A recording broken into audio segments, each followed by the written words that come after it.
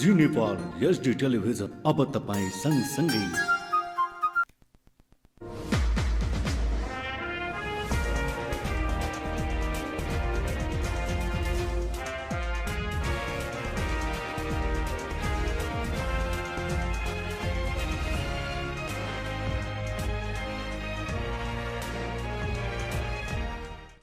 नमस्ते, म प्रस्तुता लोकबहादुर शाह। हामी कानुन संवाद कार्यक्रममा छौँ जी नेपाल 4K टेलिभिजनमा। प्रत्येक शनिबार 5 बजे हामी प्रसारण गर्ने गरेका छौँ। यस संवाद कार्यक्रममा हामीले कानुन, न्याय र मानवाधिकारको विषयमा विषयज्ञलाई आमन्त्रण गरेर अन्तर्क्रियात्मक कार्यक्रम गर्ने गरेका छौँ।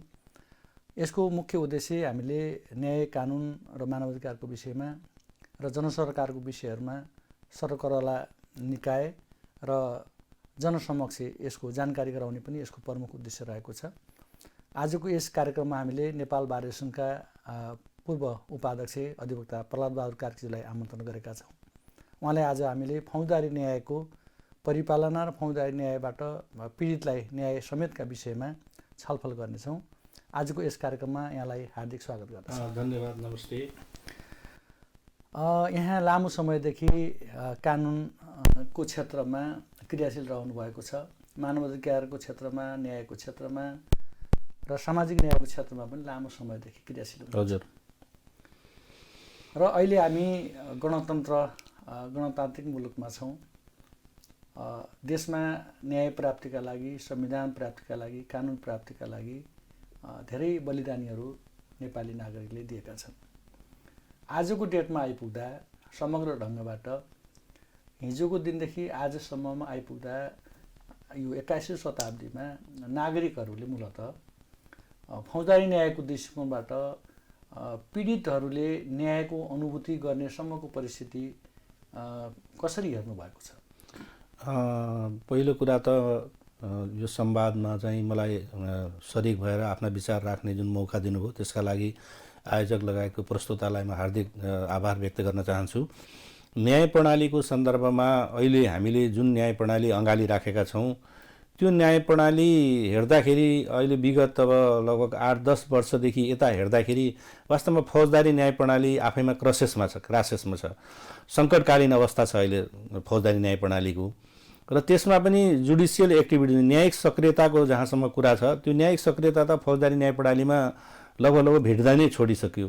र अहिले के देखिराखेको छ भन्दाखेरि अनुसन्धानकर्ता प्रहरीले चाहिँ अनुसन्धान गरेर ल्याउने, अनि त्यो ल्याइसकेको जुन अनुसन्धान हो त्यो कागजको आधारमा उसले चाहिँ सरकारी वकिलले चार्जसिट अभियोग पत्र चाहिँ अदालतमा पेश गर्ने र अभियोग पत्र पेश गरेको आधारमा मिसिलमा भएका प्रमाणदेखि जुन कागज छ त्यो कागजमा मात्र सीमित रहेर त्यो पनि अहिलेको जुन दबाब र प्रभाव जुन छ यो चाहिँ मिडियाको दबाब, त्यसपछि नागरिक बाहिर भएका नागरिकहरू, पीडितका पक्षबाट चाहिँ गरिने दबावमूलक कार्यक्रमहरू, त्यसले गर्दाखेरि पनि फौजदारी न्याय प्रणाली प्रभावित भएको भन्ने मैले महसुस गरेको छु। अनि त्यसो भने जस्तो पीडितलाई न्याय र पीडकलाई दण्डको जुन न्याय प्रणाली हो त्यस मुताबिक यहाँको अध्ययनबाट, यहाँको अनुभवबाट के वास्तविक ढङ्गबाट वास्तविक पीडितले न्याय पाउन नसकेकै अवस्थामा छौँ त हामी?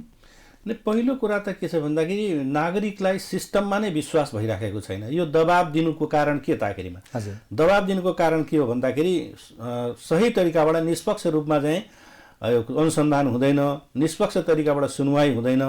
त्यस कारणले त्यो नभएको कारणले गर्दाखेरि हामीले दबाब दिनुपर्छ। दबाब दिएपछि बल्ल चाहिँ सम्बन्धित सरकारवालाहरूले सुन्छन् र सुनिसकेपछि अनुसन्धान गर्छन् र हामीले चाहिँ न्याय प्राप्त गर्न सक्छौँ भन्ने जुन उहाँहरूको एउटा चाहिँ सोचाइ र बुझाइ छ त्यो नै अहिलेको चाहिँ ठुलो चाहिँ एउटा चाहिँ समस्याको रूपमा रहेको छ। किनभने राज्यका उप त राज्यको संयन्त्रमाथि नै अविश्वास गर्ने हो भने त अनि कहाँ गएर हामीले काम गर्न सक्छौँ, कहाँ गएर हामी आफ्नो न्याय प्राप्तिका कुराहरूलाई हामी निकाल्न सक्छौँ भन्ने कुराहरू चाहिँ महत्त्वपूर्ण कुरा हो। त्यसैले अहिले राज्य पनि अविश्वसनीय तरिकाले जुन अगाडि बढिराखेको छ र बेला बेलामा देखिएका काम कारबाहीहरूलाई हेर्दाखेरि पनि हुनुपर्ने कामका लागि पनि नागरिकले दबाब दिनै पर्ने, दबाब नदिकन चाहिँ सुनवाई नहुने किसिमको जुन परिपाटी छ त्यो चाहिँ वास्तवमा विडम्बनापूर्ण नै हो। जस्तो पीडितको लागि सिङ्गो राज्य छ, प्रदेश सरकारहरू छ, स्थानीय सरकारहरू छ, प्रहरी छ, प्रशासन छ, सरकारी वकिल छ, न्यायालय पनि छ, सबै निकायहरू, स्टेक होल्डरहरू पीडितकै पक्षमा छन्, संरचना यसरी नै बनाइएको होला। हो यसो हुँदाहुँदै पनि मान्छेले सहज ढङ्गबाट न्याय पाउन, न्यायको लागि चाहिँ तपाईँको उजुरी गर्न मा बाधा के देखिएको छ? के कारण यस्तो भइरहेको छ? यस्तो छ लौबहादुरजी, कुरो के हो भन्दाखेरि सबै नीतिको मूल नीति भनेको राजनीति हो। हजुर, हरेक कुरामा चाहिँ अहिले हामी चाहिँ के हेरिराखेका छौँ भने राजनीति हरेक कुरामा प्रवेश गरिराखेका छ कि न्याय सम्पादनका कुरामा पनि राजनीति प्रवेश गर्ने, राजनीतिकै नाममा अपराधीकरण हुने, अदालतमा पनि न्यायपालिकामा पनि राजनीति नै प्रवेश गर्ने, अदालतले पनि राजनीति गर्ने लगायतका जुन कुराहरू अहिले देखिराखेको छ, यसले निष्पक्ष न्याय सम्पादनमा पनि प्रश्न चिन्ह खडा गरेको छ र यसले कता कता के छ भन्दाखेरि एउटा चाहिँ दूषित वातावरण सिर्जना गरिराखेको छ र जुन पीडितले सही तरिकाबाट न्याय प्राप्त गर्ने उसको जुन अधिकार हो, नैसर्गिक हक हो, त्यो नैसर्गिक हकमा पनि कतिपय अवस्थामा चाहिँ कुठाराघात भइराखेको अवस्था हुन्छ। राज्य एकपक्षीय भइदिन्छ। राज्यले जुन किसिमको चाहिँ एउटा व्यवहार गर्नुपर्ने हो, निष्पक्ष व्यवहार गर्नुपर्ने हो र उसको पीडितको जुन चाहिँ उसले न्यायको जुन अधिकार हो त्यो न्यायको अधिकारको संरक्षण गर्नुपर्ने दायित्व राज्यको हो।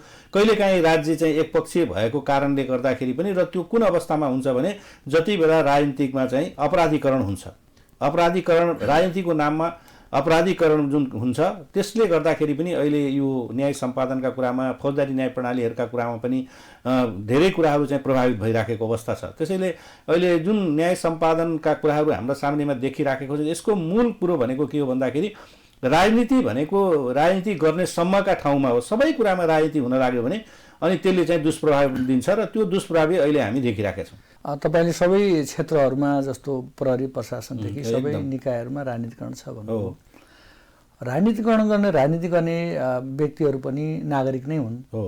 उनीहरूले चाहिँ जस्तो जनता समक्ष गरेका वाचा बन्धनहरू छ, उनको आफ्नो मेनिफेस्टोहरू छ, घोषणापत्रहरू छन्, कमिटमेन्टहरू छन्, त्यो उनको कुराहरू हो, उनको विभिन्न स्वार्थहरू हुनसक्छ।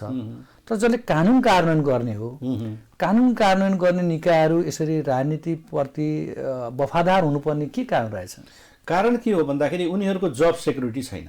हजुर, उनीहरूले उनीहरूको विरुद्ध उनीहरूको काम सुनवाई गरेनन् भने उनलाई चाहिने अप्ठ्यारो पार्ने अवस्था अथवा उनलाई प्रभाव गर्ने अथवा उनलाई चाहिने पनिसमेन्ट गर्ने अथवा उनलाई चाहिँ सुविधाबाट वञ्चित गर्ने लगायतका कुराहरू गर्ने अधिकार उनीहरूमा निहित छ।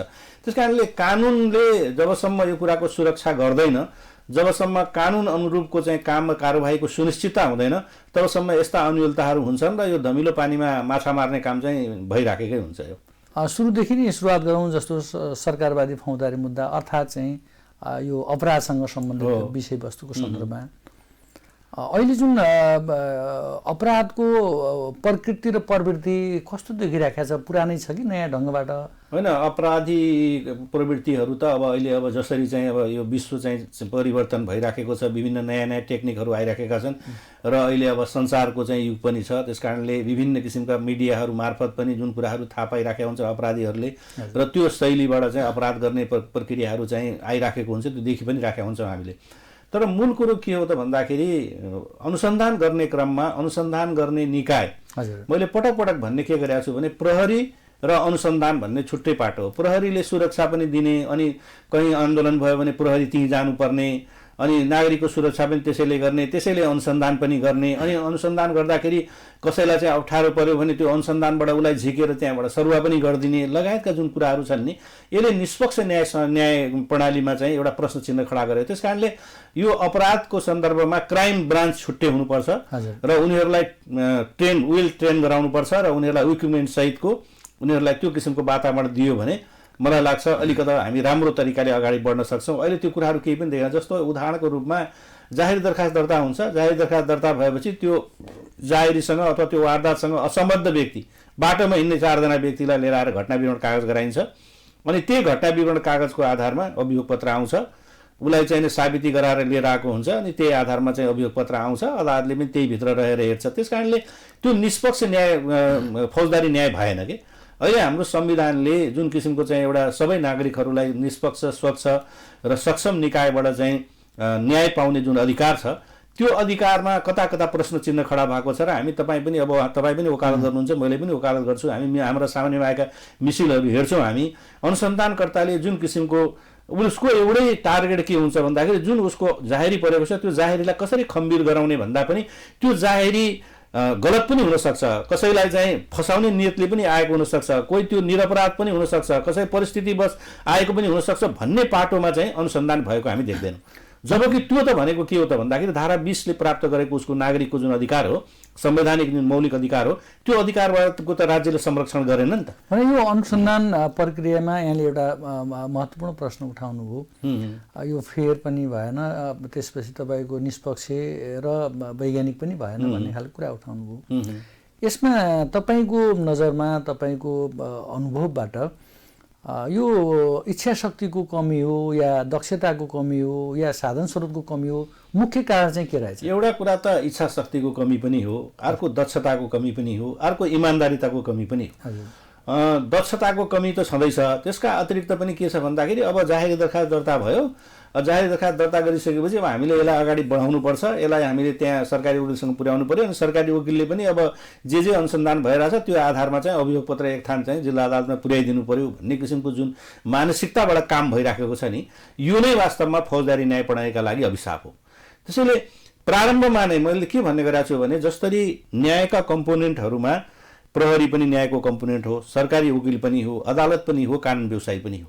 त्यसकारणले हामी सबैको दायित्व, साझा दायित्व के हो भन्दाखेरि कसरी न्याय सम्पादन गर्ने सन्दर्भमा पीडितले न्याय पाउनै पर्छ र जसले कसुर गरेको छ त्यसले सजाय पाउनुपर्छ, त्यसमा दुई मत छैन। यो कुरामा राज्य गम्भीर हुनुपर्छ, राज्य इमान्दार हुनुपर्छ, राज्य निष्पक्ष हुनुपर्छ, राज्य पारदर्शी हुनुपर्छ, राज्य उत्तरदायी हुनुपर्छ। त्यो चाहिँ कहीँ कता कता चाहिँ देखिराखेको अवस्था छैन। त्यसकारणले फौजदारी न्याय प्रणालीको सन्दर्भमा आफ्ना जुन दायित्व र दायराहरू छन् ती दायराभित्र रहेर काम गरेको भन्ने कुरा चाहिँ कता कता चाहिँ त्यो विचलन भइराखेको अवस्था चाहिँ मैले देखिराखेको छु। यो अनुसन्धान नै फेयर भएन अथवा निष्पक्ष र पारदर्शी भएन भने त्यसले त न्याय सम्पादनमा अथवा पीडितले न्याय पाउनुपर्ने ठाउँमा अन्याय पर्न जाने, निर्दोष मान्छे पनि फस्न सक्ने सम्भावना रहन्छ कि? एकदमै रहन्छ। त्यसकारणले मेरो निवेदन गराइ के भन्दाखेरि प्रहरी भनेको वास्तवमा पहिलो न्यायाधीश प्रहरी नै हो। हजुर, प्रहरी कहाँ कुनै पनि इन्फर्मेसन, सूचना अथवा जाहेरी आयो भने उसले त्यो जाहेरी निशर्त रूपमा लिनुपर्छ। मेरो निवेदन, मेरो भनाइ कि मैले बुझेको कानुनको अनुसार अहिलेको कानुनले प्रहरीलाई जाहेरी दरखास्तमा दर्ता गर्दिन भन्ने अधिकारै छैन। तर हामी बेला बेलामा के आउँछ भने प्रहरीले जाहेरी दरखास्त दर्ता गर्दैनन्, हामीले अदालतबाट पनि आदेश गराएर चाहिँ जाहेरी दरखास्त दर्ता गराउनु पर्ने त्यो विडम्बना छँदैछ। तर के हो भन्दाखेरि मेरो के हो भने जोसुकै किसिमको सूचना आए पनि प्रहरीले लिनुपर्छ र त्यो सूचनाको सन्दर्भमा अनुसन्धान गर्नुपर्छ। वस्तुपरक अनुसन्धान गरिसकेपछि त्यसपछि त्यो जाहेरी दरखास्तमा उल्लेख गरिएका जो व्यक्तिका विरुद्धमा जाहेरी आएको छ उनीहरूलाई चाहिँ कस्टडीमा ल्याउनु पर्ने हो, अथवा चाहिँ फेरि पनि अनुसन्धान गरेर अनि त्यसपछि चाहिँ अब कस्टडीमा ल्याउनु पर्ने अवस्था नै देखियो भने मात्रै होइन। तर यहाँ के हुन्छ भन्दाखेरि जाहेरी दरखास्त दर्ता गर्ने बित्तिकै मान्छे समात्ने, किन समात्ने? मान्छे समाज अब हामीले एकातर्फ के छ भने वैयक्तिक स्वतन्त्रताको अधिकार पनि संविधानले दिएको छ, कानुन बमोजिम बाहेक कसैलाई पनि थुनामा राख्न पाइँदैन भने पनि छ। अर्कोतर्फ अहिले एउटा कुरा के पनि छ भने यो जरुरी पक्राउको जुन म्याद थप्ने जुन कुरा छ नि, जरुरी पक्राउ जारी गर्ने, त्यो कुराको सन्दर्भमा पनि अदालत पनि गम्भीर छैन। हेर्नुहोस्, अदालतलाई दिएको अधिकार त किन दिएको भन्दा योभन्दा अगाडि त प्रहरीले नै यो काम गर्थ्यो। तर यो दिनुको कारण के हो त भन्दाखेरि संविधानले जुन कुरा नागरिकलाई अधिकार दिएको छ त्यो नागरिकको अधिकारलाई संविधान त संरक्षण गर्न चाहिँ अदालत सक्षम छ भन्ने उद्देश्यका साथमा दिएको। तर यहाँ म्याद थप गर्ने बेलामा न कानुन व्यवसाय बोलाइन्छ, न त्यसको विषयमा कुनै ग्राभिटी कुनै हेरिन्छ, खालि उसले प्रहरीले चाहिँ मागेपछि तुरुन्तै म्याद थप गरिदिने जुन परिपाटी छ यसले पनि वास्तवमा फौजदारी न्याय प्रणालीमा चाहिँ एक किसिमको चाहिँ अप्ठ्यारो स्थिति चाहिँ देखिराखेको छ। त्यो विषयमा पनि हामी इलेक्सनमा छलफल गर्छौँ र मुख्य रूपमा हामी अनुसन्धानबाट सुरु गरिराखेका छौँ। हजुर, अनुसन्धान गर्ने क्रममा कुनै घटना घटेको छ भने मान्छेलाई त्यो विषयको सूचना दिन जाँदाखेरि, जाहेरी लिएर जाँदाखेरि त्यो कतिको सहज छ यो जाहेरी दरखास्त दर्ता गर्ने प्रक्रियामा? किनभने मैले प्रश्न किन उठाएको भने होइन, एकदम यो तपाईँले बहुत महत्त्वपूर्ण प्रश्न उठाउनु भयो। जाहेरी दरखास्त दर्ता गर्ने सन्दर्भमा नागरिकको चाहिँ सहज पहुँच छैन। मैले अनुभूति गरेको नागरिकको सहज पहुँच छैन। त्यहाँ कुनै न कुनै इन्ट्रेस्टले काम गरेको हुन्छ। यदि इन्ट्रेस्ट छ भनेपछि त्यो जाहेरी दरखास्त दर्ता हुन्छ, अन्यथा निष्पक्ष तरिकाबाट जाहेरी दरखास्त दर्ता गरेको भन्ने कुरा मैले अहिलेसम्म भेटिराखेको छैन। जाहेरी दरखास्त दर्ता गर्नलाई नै पापड बेल्नुपर्ने, धेरै सङ्घर्ष गर्नुपर्ने, अनि दबाव र प्रभाव सिर्जना गर्नुपर्ने, यो त विडम्बना हो। वास्तवमा कानुनले स्पष्ट रूपमा के भनेको छ भनेदेखि अहिलेको चाहिँ फौजदारी संहिताले जाहेरी दरखास्त प्रहरीले लिनै पर्छ, उसले फिर्ता गर्न पाउँदैन। बरु जाहेर दरखास्त लिइसकेपछि अनुसन्धान गर्ने र त्यो जाहेर दरखास्त जस्तो एकछिन मानव जाहेर दरखास्त आयो उसको जाहेर दरखास्त लिइसकेर बरु दर्ता नगर्नुहोस् तर अनुसन्धान गर्नुहोस्। अनुसन्धान गरिसकेपछि त्यो यदि त्यो वास्तविक हो भनेपछि अनि दर्ता गरेर कारबाही अगाडि बढाउनुहोस्। नत्र भने उसलाई चाहिँ तिम्रो यो कारणले गर्दाखेरि तिम्रो चाहिँ काम अगाडि बढ्न सक्दैन भने उसलाई त्यो जानकारी दिनुहोस्। कमसे त्यो पनि नदिने कि त्यो नदिएर के हो त भन्दाखेरि नागरिकसँग चाहिँ एउटा चाहिँ राज्यले गर्ने जुन किसिमको व्यवहार हो नि त्यो व्यवहार निष्पक्ष भइराखेको छैन। अनि मान्छे असन्तुष्ट हुन्छ। अनि मान्छे असन्तुष्ट भइसकेपछि जहाँ चाहिँ मान्छेको चाहिँ अधिकारका कुराहरू हुन्छ, जहाँ अधिकार दुरुपयोग हुन्छ त्यहाँ विद्रोह हुन्छ। विद्रोह भएपछि त्यहाँ शाखा शान्ति हुन्छ। त्यसैले हामीले कतिपय अवस्थामा के राखेका हुन्छ भन्दाखेरि मान्छेले कानुन तह रूपमा हुने काम कारबाहीका लागि पनि आन्दोलन गर्ने र असत परिस्थिति सिर्जना गर्ने अनि नराम्रो किसिमको चाहिँ दुर्घटना हुने कुराहरू हामीले देखिराखेका हुन्छ। त्यसैले यो कुरामा वास्तवमा राज्य गम्भीर हुन जरुरी छ। प्रहरी प्रशासन पनि गम्भीर हुन जरुरी छ। प्रहरी प्रशासनले निष्पक्षता कायम गर्नुपर्छ र प्रहरी प्रशासनसँग पनि मेरो अनुरोध के छ भने उहाँले कानुनको अक्षरशः पालना गर्नुपर्छ। किनकि कानुनको पालना र संरक्षण गर्ने दायित्व नै उहाँहरूको। जस्तो यो जाहेरीकै विषयमा जाहेरी को यहाँको अध्ययनबाट अनुभवबाट मैले कुराहरू भन्दैछु। यो जाहेरी दर्ता भइसकेपछि पनि जुन अनुसन्धानको विधि र प्रक्रियाहरू छन् त्यसको चाहिँ अनुसन्धानको विधि र प्रक्रिया वैज्ञानिक छ कि छैन, उसले निष्पक्ष ढङ्गबाट अनुसन्धान गर्न सकिरहेको छ कि छैन, जसले गर्दाखेरि वास्तविक पीडितले चाहिँ न्यायको अनुभूति गरोस्, पीडकले कुनै पनि हालतमा चाहिँ उन्मुक्ति नपाओस् भन्ने जुन कानुनको मकसद छ त्यो पुरा गर्नका लागि जुन जाहेर दरखास्त गर्ने गाह्रो भन्नुभयो यो पनि बडा गम्भीर कुरा उठाउनुभयो। जाहेर दरखास्त दर्ता भइसकेपछि जुन अनुसन्धानको विधि र प्रक्रिया छ नि त्यो वैज्ञानिक छ कि छैन? बिल्कुल छैन।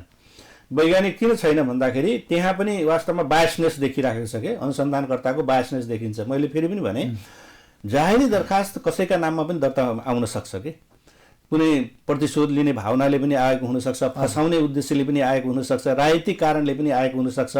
तर अनुसन्धान गर्ने दायित्व भनेको त प्रहरीको हो नि। प्रहरीले के गर्नु पर्यो भन्दाखेरि ठिक छ जाहेरी दरखास्त आयो उसको जाहेर दरखास्त लिइसकेपछि तपाईँको जाहेर दरखास्त ठिक छ हामी लिन्छौँ, यो विषयमा हामी अनुसन्धान गर्छौँ। अनुसन्धान गरिसकेपछि तपाईँको कुनै जरुरी परेछ भने हामी तपाईँलाई खबर गरौँला भनेर त्यसरी प्रक्रिया अगाडि बढाउनुपर्छ। र अनुसन्धानकर्ताले के बुझ्नु के बिर्सनु हुँदैन भने अनुसन्धानकर्ता भनेको जाहेरवालाको पनि मान्छे हो, त्यो जसका विरुद्धमा चाहिँ जाहेरी आएको छ त्यसको पनि मान्छे हो, उसको पनि अधिकारको संरक्षण गर्नुपर्ने दायित्व उसको हो भनेपछि उसले पनि पीडकको न्याय प्राप्तिका लागि पनि उसको चाहिँ कर्तव्य रहन्छ। त्यसकारणले दुईटै सन्दर्भमा ऊ चाहिँ एकदमै संवेदनशील रूपमा बराबरको हिसाबले अगाडि बढ्नुपर्नेमा यहाँ एकाङ्गी भएको छ कि जसको विरुद्धमा जाहेरी दरखास्त आयो अनि त्यो जाहेरी दरखास्तलाई कसरी खम्बीर गराउने भन्ने उद्देश्यका साथमा जुन अनुसन्धान हुन्छ त्यसले निष्पक्षता प्राप्त गर्न सक्दैन। त्यही नै हो सबैभन्दा फौजदारी न्याय प्रणालीको चाहिँ प्रश्न खडा हुने, फौजदारी न्याय प्रणालीको चाहिँ अनुसन्धानको प्रक्रियामाथि प्रश्न खडा हुने, फौजदारी न्याय प्रणालीलाई अविश्वसनीय बनाउने लगायतका जुन कुराहरू भइराखेको छ त्यो त्यहीँबाटै प्रारम्भ हुन्छ। त्यसैले प्रहरीले जाहेरी दरखास्त लिने, जाहेरी दरखास्त लिइसकेपछि दुईटै पक्षको चाहिँ सन्दर्भमा प्रमाण बुझिदिने। यहाँ त प्रतिवादीको विरुद्धमा प्रतिवादीको सन्दर्भमा त कुनै पनि प्रमाण बुझिँदैन। तपाईँ सफाइको मौका दिने भन्ने त संविधानले पनि उल्लेख गरेको छ होइन। उसलाई चाहिँ कसुरको सन्दर्भमा सूचना दिने, सूचना दिइसकेपछि उसले सूचना प्राप्त गरिसकेपछि आफूमाथि चाहिँ मेरो कुन कसुर छ अथवा कुन डकुमेन्ट्सको आधारमा चाहिँ उसका विरुद्धमा चाहिँ त्यो कसुर कायम हुन सकिराखेको छ भन्ने कुराको उसलाई जानकारी दिएपछि उसले त्यसको खण्डन गर्ने हो।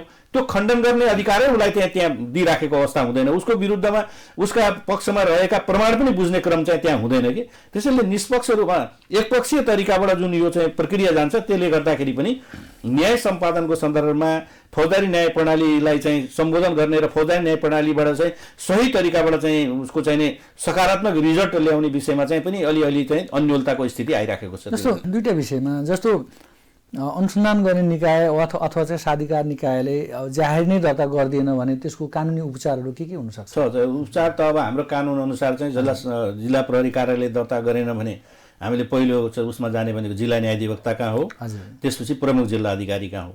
अब उहाँहरूले पनि सुनवाई गर्नु भएन भने त्यसपछि रिट क्षेत्रबाट जाने हो। त्यो त हामीले प्र्याक्टिस गरि नै राखेको छ। तर मेरो निवेदन गराइ के भने जाहेरी दरखास्त दर्ता गर्दिन भन्ने अधिकार प्रहरीलाई छैन।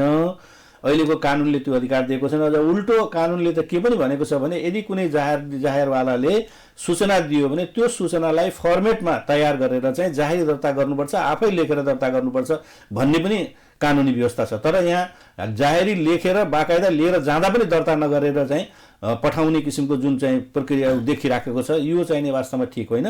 त्यसकारणले प्रहरी यसमा करेक्सन हुनुपर्छ। प्रहरीले चाहिँ कानुनको पालना गर्नुपर्छ, किनभने प्रहरी पनि कानुनी व्यक्ति हो। कानुनी व्यक्ति भएको कारणले उसले पनि संविधान र कानुनको तहतमा रहेर काम कारबाही गर्नुपर्छ। त्यो उसको कर्तव्य र दायित्व पनि हो र त्यो कर्तव्य र दायित्व चाहिँ कता कता यिनीहरूले चाहिँ निर्वाह नगरेर समस्या खडा गरिरहेको भन्ने कुरा देखिरहेको छ। प्रहरीले जुन न्यायको लागि जुन ढोका हुन्छ, पहिलो ढोका हजुर जाहेर नै दर्ता गर्दिएन अथवा चाहिँ त्यसमा चाहिँ अब अलिकता पूर्वाग्रही ढङ्गबाट चाहिँ अनुसन्धान प्रक्रिया अगाडि बढायो भने त वास्तविक पीडितले चाहिँ थप पीडा भोग्नुपर्ने अवस्था पनि आउने रहेछ पर्छ होइन। त्यसै कारणले गर्दाखेरि त यो आन्दोलन हुनुको कारण पनि त्यही हो कि प्रहरी निष्पक्ष हुँदैन जबसम्म प्रहरीमा दबाव पर्दैन, जबसम्म प्रहरीलाई चाहिँ कुनै किसिमको चाहिँ अप्ठ्यारोमा पारिँदैन अथवा उसले दबावको महसुस गर्दैन, तबसम्म निष्पक्ष र निर्वाध तरिकाले उसले काम गर्दैन भन्ने किसिमको अविश्वास उनीहरूमा भएको कारणले गर्दा नै बेला बेलामा चाहिँ यो चाहिँ आन्दोलन हुने, मिडियाबाजी हुने, विभिन्न काम हुने कारण नै त्यही हो। त्यस कारणले यस्ता किसिमका कुरा किन गर्ने वातावरण बनाइदिने? प्रहरीले नै पारदर्शी उत्तरदायी तरिकाबाट चाहिँ काम कारबाही गरेर उनीहरूलाई सन्तुष्ट रूपमा पारेर होइन, हामी चाहिँ निरपराधी जो छ तिनीहरूलाई तिमीहरूले फसाउन पाउँदैनौ, अपराधी जो छ त्यो कुनै हातमा पनि छुट्दैन भन्ने किसिमको सुनिश्चितता दिने दायित्व त प्रहरीको हो नि त। त्यो उसले गर्न नसकेको कारणले गर्दा उसमाथि जुन अविश्वसनीय अवस्थाहरू आउँछ, त्यस कारणले गर्दाखेरि बेला बेलामा आन्दोलन हुने, अनि त्यसपछि त्यहाँ उसका माथि दबाव पर्ने, अनि त्यसैमा पनि राजनीतिक मिसिने, राजनीतिक तरिकाबाट उसलाई दबाव पर्ने, अनि जुन जाहेरी दर्ता गर्नुपर्ने त्यो नगर्ने, जुन जाहेरी दर्ता नगर्नुपर्ने त्यो उसको दबाव र प्रभावको कारणले गर्दा दर्ता गर्ने, अनि अनावश्यक रूपमा मान्छेका माथि मुद्दा ल्याउने, अनि त्यो मुद्दामा चाहिँ जो व्यक्ति चाहिँ फसेको छ उसको चाहिँ नागरिक अधिकार, संवैधानिक अधिकार चाहिँ हनन हुने अवस्था हुने। त्यसैले यो समस्याहरू जुन देखिरहेको छ यसले त वास्तवमा के छ भने न्यायप्रतिको चाहिँ एउटा वितृष्णा पनि उत्पन्न गरिराखेको छ। फौजदारी न्याय प्रणालीलाई जुन किसिमको अहिले प्रश्न खडा भएको छ, फौजदारी न्याय प्रणाली कहाँ छ भन्ने कुराको सोच्नुपर्ने अवस्था पनि आइराखेको छ कि अहिले हामी के हेरिरहेको छौँ भने हामीले योभन्दा अगाडि बरु योभन्दा अगाडिको मुल्की ऐन, योभन्दा अगाडिको सरकारी मुद्दा सम्बन्धी ऐन 2017मा भएका व्यवस्थाहरू जुन छन् ती व्यवस्थाहरूलाई हेर्ने भने त्यति बेला त अदालतलाई अधिकारहरू दिएको थियो कि अहिले त अदालतलाई पुरै बाँधेर खालि मिसिलमा मात्रै सीमित रहेर चाहिँ न्याय सम्पादन गर भन्ने किसिमको जुन वातावरण बनाइएको छ, या त त्यो कुराको सन्दर्भमा पहिलो जुन चरण छ त्यो चरण निष्पक्ष तरिकाबाट आउनु पर्यो, होइन भने अदालतमा आइसकेपछि अदालतले न्याय सम्पादन गर्ने क्रममा उसको हात चाहिँ खुला राखिदिनुपर्छ कि त्यो चाहिँ राखेको अवस्था देखिँदैन। त्यसले गर्दा पनि फौजदारी न्याय प्रणालीमा चाहिँ अहिले प्रश्न चिन्ह खडा भएको कारण पनि त्यो पनि त्यो अनुसन्धानको क्रममा अनुसन्धान गर्ने निकायले यदि चाहिँ निष्पक्ष अनुसन्धान गरेको छैन वा कसैप्रति पूर्वाग्रह भएर मुद्दाको सुरुवात गरेको छ भने त्यसलाई रोक्ने, रोकथाम गर्ने, त्यसलाई करेक्सन गर्ने, जवाफदेही बनाउने कुनै संयन्त्र छैन हामी कहाँ? छ किन छैन? त्यो त अब कार्य सन्दर्भमा गृह मन्त्रालय, त्यसपछि कानुन मन्त्रालय, महान्यायाधीश कार्यालय, त्यसपछि प्रहरी प्रधान कार्यालय लगायतका यिनीहरू निकायहरू त छन् नि। यिनीहरूले गर्नुपर्ने दायित्व त यिनको हो, किनभने जिल्ला प्रहरी कार्यालयलाई गभर्न गर्ने भनेको प्रधान कार्यालय, प्रहरी प्रधान कार्यालय हो। त्यसपछि यहाँ जिल्लाको सन्दर्भमा एसएसपी होला अथवा डिआइजी, प्रदेशको डिआइजी हुन्छ, उसले चाहिँ गर्नुपर्छ। त्यसमाथि पनि भएन भने गृह मन्त्रालयले गर्नु पर्यो। त यी संयन्त्रहरू जुन छन्, यी संयन्त्रहरू नै सही तरिकाबाट सञ्चालित नभएका कारणले गर्दाखेरि र जुन आफ्नो दायित्व र कर्तव्य निर्वाह गर्नुपर्ने तत्त निकाय र पदाधिकारीहरू छन् उहाँहरूले सही तरिकाबाट आफ्नो कर्तव्य र दायित्व निर्वाह नगरेको कारणले गर्दाखेरि यी समस्याहरू देखिरहेका हुन्। अब यो अनुसन्धानको विधि र प्रक्रिया वैज्ञानिक छैन, पारदर्शी भएन, जसको कारणबाट वास्तविक अपराधको अनुसन्धान पनि हुन सकिरहेको छैन भन्ने लाइनबाट यहाँले कुरा राख्नुभयो।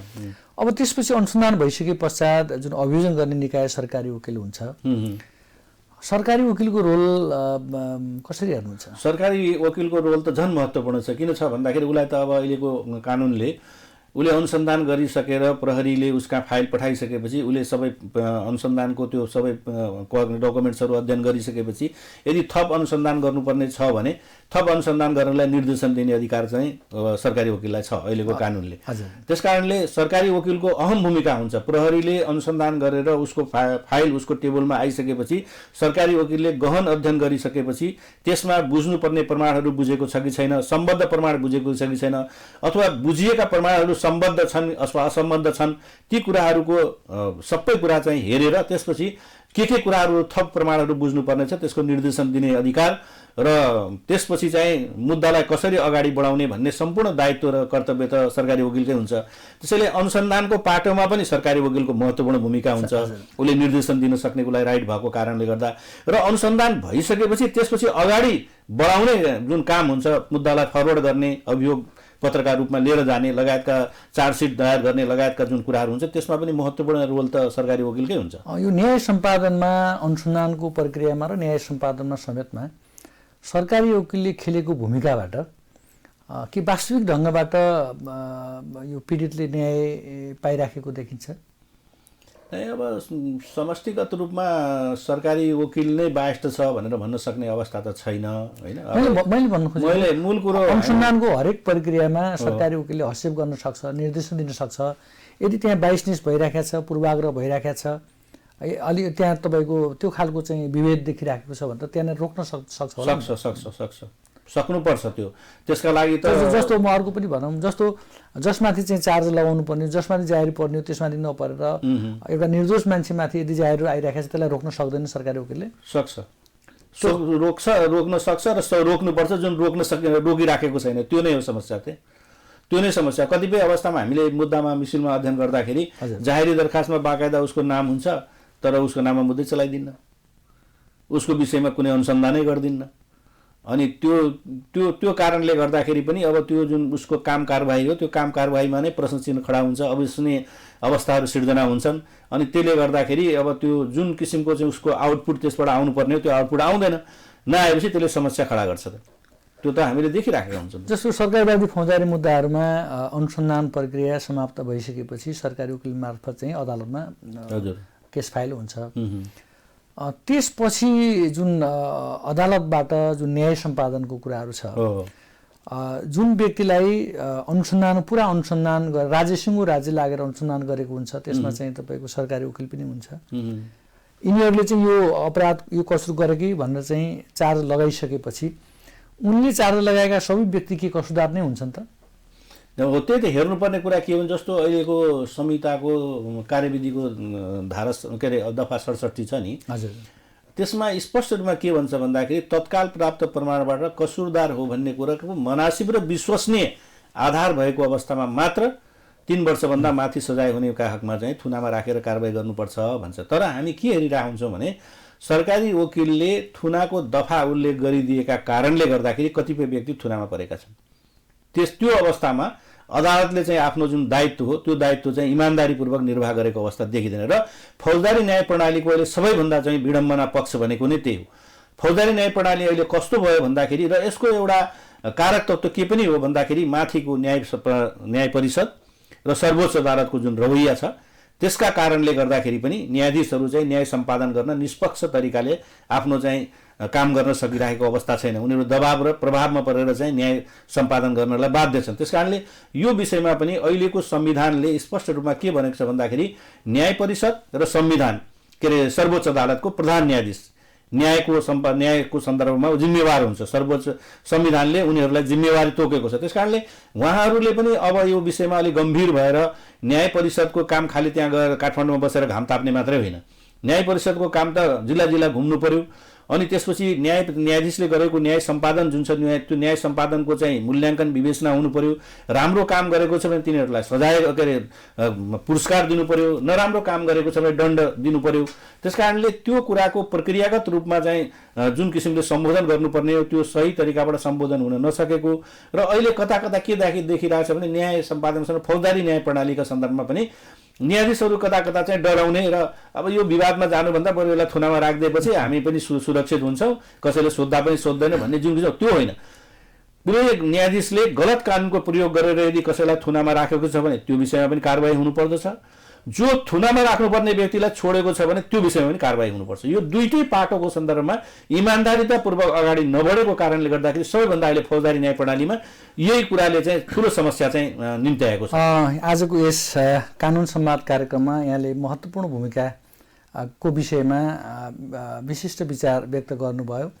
यसमा अनुसन्धान गर्ने निकायदेखि अभियोजन गर्ने सरकारी वकिलदेखि न्यायपालिका पनि सजग हुनुपर्दछ, जवाबदेही हुनुपर्दछ। आफ्नो तर्फबाट सबैले पहल गर्नुपर्छ। पीडितलाई न्यायका लागि हामी सबै एकजुट भएर लाग्नुपर्दछ। न्याय अन्तिम लक्ष्य हो भन्ने विषयमा महत्त्वपूर्ण सुझाव दिनुभयो। यसका लागि आजको यस कानुन संवाद कार्यक्रममा यहाँलाई यति महत्त्वपूर्ण समय प्रदान गर्नुभएकोमा यहाँलाई धेरै धेरै धन्यवाद। यहाँलाई पनि धेरै धेरै धन्यवाद। फेरि पनि मैले यहाँहरूलाई मेरो यो आफ्नो विचार राख्ने जुन मौका दिनुभयो र फौजदारी न्याय प्रणालीका सम्बन्धमा, अदालती प्रक्रियाका सम्बन्धमा, सरकारी वकिलले गर्ने काम कारबाही, प्रहरीले गर्ने काम कारबाहीका सन्दर्भमा जुन हामीले छलफल गऱ्यौँ र त्यो छलफलमा मैले आफ्नो विचार राख्ने जुन मौका पाएँ, त्यसका लागि यो टिभीलाई र तपाईँ कार्यक्रम प्रस्तुतालाई हार्दिक आभार व्यक्त गर्छु। धन्यवाद। धन्यवाद। आजको यस कार्यक्रममा नेपाल बार एसोसिएसनका पूर्व उपाध्यक्ष अधिवक्ता प्रहलाद कार्की आउनुभएको थियो। उहाँलाई आजको यस कानुन संवाद कार्यक्रममा धन्यवाद दिँदै आगामी अर्को साता यस्तै विषयहरूमा फरक व्यक्तित्वलाई आमन्त्रण गरेर अन्तर्क्रिया कार्यक्रम गर्नेछौँ। धन्यवाद। नमस्ते।